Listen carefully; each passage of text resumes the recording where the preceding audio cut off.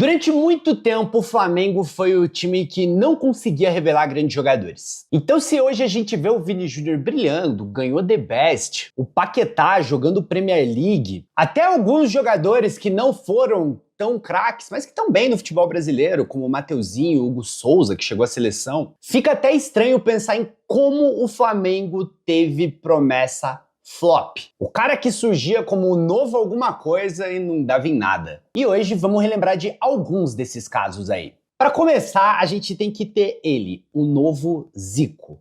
Afinal, o Zico é o maior jogador da história do clube. E aí você ter alguém surgindo com esse apelido já coloca um peso bizarro nas costas do jogador. E esse era o caso do Adrian. O Adrian, muito jovem, venceu uma Copa São Paulo, ainda com 17 anos, sendo um dos grandes destaques da equipe. Isso foi em 2011. Em 2011 ele continua na base fazendo muito sucesso, e em 2012 ele começa a receber suas primeiras chances no profissional. Com a saída do Ronaldinho do time, o Adrian poderia se tornar um meia da equipe. Ele era uma das esperanças do Flamengo para o futuro. Estreia no Campeonato Carioca e na sua estreia no Campeonato Brasileiro contra o Atlético Goianiense, ele sai do banco e faz um gol, o que aumenta ainda mais o hype em cima do jogador. Só que apesar de ter passado o ano de 2012 e o ano de 2013 no Flamengo, ele nunca conseguiu se firmar de fato. Foram só 57 jogos e 3 gols marcados. Em 2014 ele é emprestado para o Cagliari para ver se consegue vingar melhor. Em 14 mesmo e até 2015 ele fica no Leeds da Inglaterra. Na temporada 15-16 vai para o Nantes da França,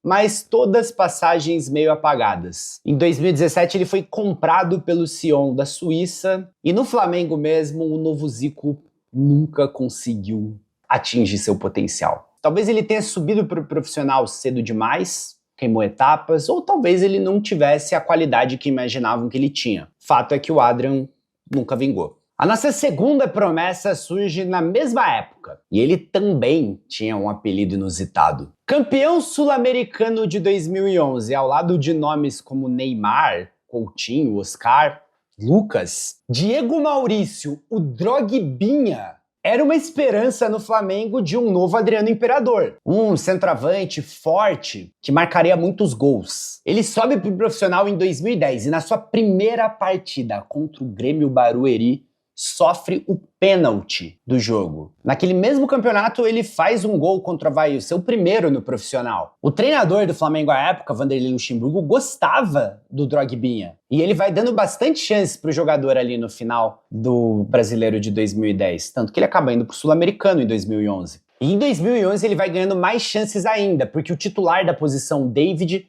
não vivia uma grande fase. O Flamengo confiava tanto no potencial do Diego Maurício que chegou a recusar uma proposta do Shakhtar Donetsk de 11 milhões e meio de reais, né? Era 5 milhões de dólares à época. Mas o tempo vai passando, Diego Maurício continua sendo uma promessa que não vinga de fato, não consegue se estabelecer como jogador da posição, e em 2012 a sua passagem pelo Flamengo termina, com 79 partidas e 8 gols marcados. Depois disso, ele rodou muito. Jogou em Portugal, jogou na China, jogou na Índia. Nunca chegou a ser o novo Adriano e nem o Drogba, de fato. Mas o personagem guardou um lugar no coração do torcedor do Flamengo. A nossa terceira promessa também era comparada a um grande ídolo do Flamengo. Esse era o novo Adílio. O Eric Flores, na verdade, ele é mais marcado pelo que fez na base. Era um grande jogador na base, o clube depositava muita esperança nele. Em 2008 ele sobe para o profissional ainda com 19 anos, tem seu contrato renovado, mas tanto em 2008 quanto em 2009 não teve tantas chances assim. Foram 28 partidas ao total. E aí, a partir de 2010, ele passa a ser um andarilho da bola. Em 2010 ele joga no Ceará e no Náutico emprestado. 2011, Boa Vista e Duque de Caxias. 2012, Tumbiara e Avaí. 2013, Boa Vista e ABC, sempre emprestado. Até que a sua passagem pelo Flamengo se encerra e aí ele continua sendo o andarilho da bola, é um cara que jogou em muitos clubes. A maior parte do tempo jogando em times menores do Brasil, em divisões inferiores. E vamos falar real, o torcedor do Flamengo, a mídia em geral, adora um apelido para colocar um peso desnecessário em algum jogador. Esse nosso jogador aqui era chamado de o novo Batistuta, ou o Batistuta da Gávea. E aí eu vou falar pra vocês, eu nunca ouvi falar nele. Eu só encontrei esse nome fazendo a minha pesquisa aqui sobre os jogadores do Flamengo que não davam certo e eu achei esse apelido sensacional. Então o Pedro Beda, ele era outra promessa do Flamengo na base. E esse cara foi na base mesmo, porque ele nunca chegou a jogar no profissional do Flamengo de fato. Ele foi vendido pro Heerenveen da Holanda ainda muito jovem e foi lá que ele se profissionalizou. E aqui eu tenho um desencontro de informações de 2 sites. De acordo com a Wikipédia, o Pedro Beda marcou seu primeiro gol na carreira com a camisa do Emmen da Holanda, lá na temporada 2009-2010. Mas de acordo com o site O Gol, ele só marcou seu primeiro gol no profissional aos 25 anos, jogando pelo Lucena da Espanha, um time que nem existe mais. E aí você pega um cara conhecido como o novo Batistuta e que só vai marcar seu primeiro gol no profissional aos 25 anos, estranho, né? E ele fez praticamente toda a sua carreira fora do Brasil, jogando sempre em lugares inusitados, então times pequenos do Campeonato Espanhol, foram muitos na carreira. Mas seu potencial de novo Batistuta nunca foi atingido. E, gente, eu digo pra vocês, o torcedor do Flamengo, ele adora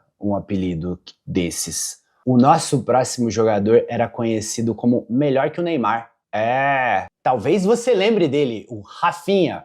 Outro campeão da Copa São Paulo de 2011, assim como o Adrian. E o Rafinha, ele empolga o torcedor no início da sua passagem pelo profissional, que foi ali em 2013, ao marcar gols contra o Vasco. Então imagina, esse cara vai para um clássico, joga muito bem, um jogador habilidoso e ainda faz gol. Depois disso aí, o Flamengo já renovou o contrato dele por 5 anos, colocou uma multa de 50 milhões de euros e aparentemente ele gastou todo o futebol dele naquele dia contra o Vasco. Nas 43 partidas seguintes, ele marcou um gol apenas. Na sua passagem pelo Flamengo, o Rafinha teve 44 jogos. Campeão da Copa do Brasil de 2013, mas naquele ano mesmo ele já não conseguiu jogar o esperado, de acordo com seu início. Em 2014 foi emprestado para o Bahia. Em 2015 emprestado para o Atlético Goianiense. Depois foi emprestado para o Daejeon Citizen, para o Metropolitano, pro Tai Honda, até que seu contrato acabou em 2018, ele foi pro Avaí. E aí o Rafinha, assim como todos esses jogadores aqui do vídeo até agora,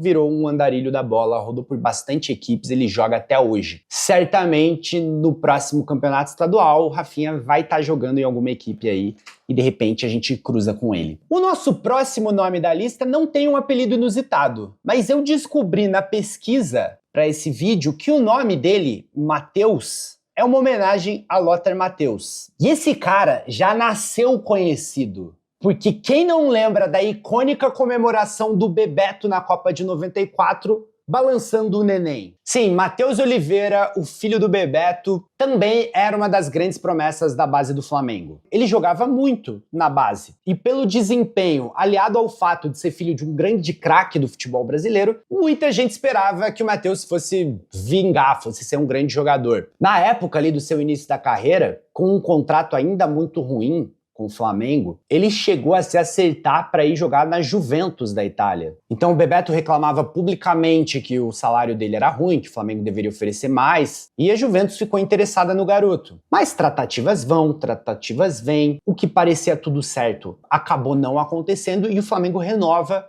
dando um bom contrato para ele, que acaba ficando no clube. Mas ali ele não teve muitas chances, ficou de 2012 a 2015, foram 20 jogos ao total, até que em 15 e 16 foi emprestado para o Estoril Praia de Portugal e comprado na temporada seguinte. Depois disso, o Matheus não tem uma carreira de tão andarilho quanto os outros aqui dessa lista, mas também roda por alguns lugares. E o último time que ele jogou foi o Al Nassr, mas não o do Cristiano Ronaldo, o Al Nassr de Dubai. O nosso próximo nome da lista fez a estreia no profissional com 16 anos. E quando um garoto de 16 anos sobe ao profissional, é porque você espera muito dele. Você acha que tem em mãos um grande craque. O Lincoln é da mesma geração do Vinícius Júnior. Em 2017, ele ganha a primeira chance tão jovem, uma partida contra o Corinthians. Em 2018, ele começa a jogar um pouquinho mais, faz 22 jogos, mas lembrando, ele ainda era muito novo, tá tranquilo. Está sendo desenvolvido. Só que o Lincoln é lembrado mesmo por causa de algo que aconteceu em 2019. O gol que ele perde contra o Liverpool na final do Mundial de Clubes. E a real é que aquele gol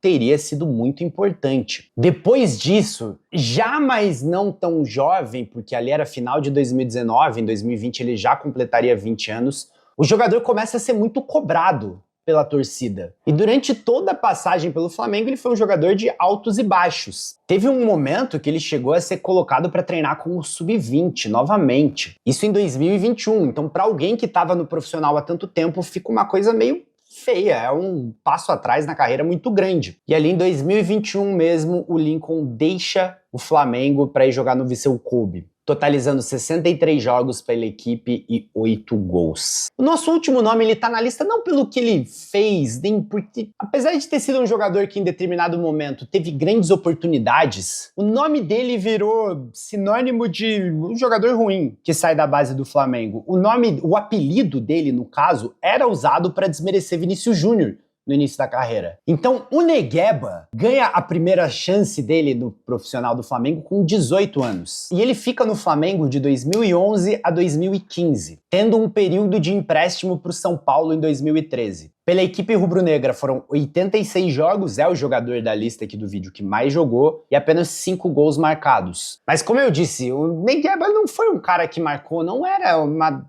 promessa. E a real é que talvez o apelido Negueba tenha afetado um pouco a forma como ninguém o levava a sério. Depois do Flamengo, ele foi mais um que se tornou um grande andarilho da bola. Até hoje, no próximo estadual, a gente provavelmente vai ver o Negueba em algum lugar. E aí, você lembra de alguma outra promessa do Flamengo que não vingou, que eu deixei de fora desse vídeo? Ou tem algum outro time que você queira um vídeo como esse? Só lembrando promessas que não deram certo? Se você tem, deixa aí nos comentários. E não esquece também de deixar o like, se inscrever no canal, ativar o sininho, porque você me dá uma força muito grande. Eu sou o Gui Galdames, você tá no meu canal e fica aqui meu grande abraço.